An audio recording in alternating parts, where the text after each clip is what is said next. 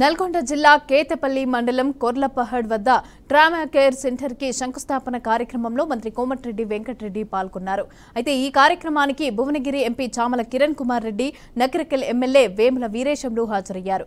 జాతీయ రహదారుల వెంట రోడ్డు ప్రమాదాలు జరిగిన తర్వాత గంట సమయం తర్వాత చాలా విలువైన సమయమని ఎంపీ చామల కిరణ్ కుమార్ రెడ్డి అన్నారు. సకాలంలో సరైన వైద్యం అందిస్తే బాధితుల ప్రాణాలు కాపాడవచ్చునని, అటువంటి సమయంలో బాధితులకు సరైన వైద్య సదుపాయం కల్పిస్తే వారు బ్రతికే అవకాశాలు ఉన్నాయని అంటున్నారు.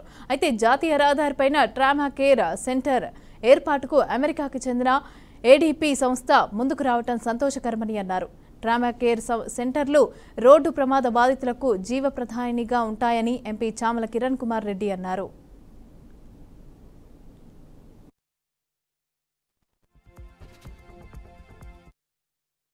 సంస్థ అమెరికాకు చెందిన సంస్థ 140 దేశాల్లో కార్యక్రమాలు అతిపెద్ద సంస్థ. ఈరోజు ఈ మారుమూల ప్రాంతమే ఈ హైవే మీద జరిగే యాక్సిడెంట్ వాళ్ళకు వివరించినప్పుడు మన జిల్లాకు చెందిన వ్యాపారవేత్త ఎన్నో సామాజిక కార్యక్రమాలు ఎస్పీ రెడ్డి గారిని కూడా వారి ద్వారా సంప్రదించినప్పుడు వెంటనే 5 కోట్ల రూపాయలు మంజూరు చేపించి ఇవాళ బిల్డింగ్ పనులు ప్రారంభించుకుంటున్నాం.